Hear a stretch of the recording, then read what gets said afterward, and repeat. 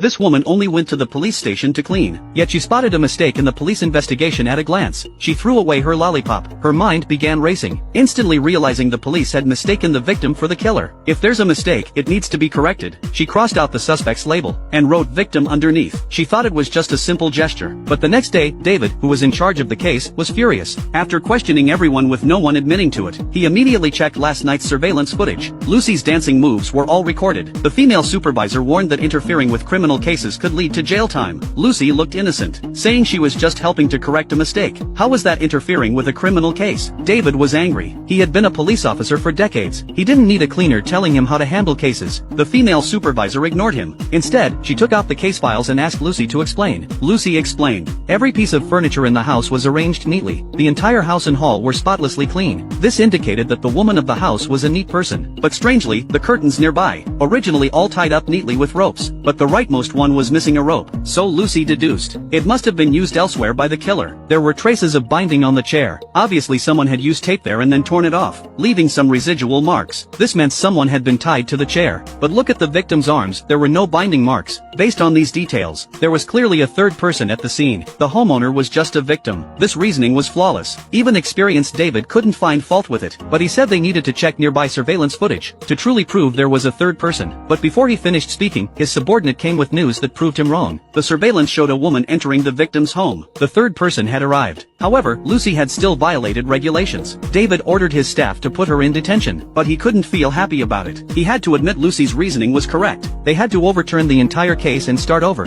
to quickly find the other victim. Fortunately, they found something in the surveillance near the crime scene. An Asian girl had visited the scene on the day of the incident, although the girl repeatedly denied it. Unfortunately, she had no alibi. Just as David and his team were about to name her the prime suspect, Lucy, who was about to sign a confidentiality agreement, just glanced, and immediately noticed this footage wasn't from the day of the crime. David was irritated just seeing her. They had finally made some progress on the case, but the female supervisor didn't mind. Instead, she hoped Lucy could point out what was strange. It turned out the wind in the video should be southeastern, but in this season, the city should have northwestern winds. This footage was clearly from several months ago. As for determining the wind direction in the footage, it was simple. There was a church behind the girl. Historically, priests would have churches face east, so the sun would be behind them, making them appear more godlike. Then by observing the leaves in the footage, one could deduce the wind direction. As for what wind blew yesterday during the crime, everyone should know that, right? The officers looked at each other, unsure if they were being insulted. Lucy didn't care about any to leave immediately. However, the female supervisor suddenly called her back.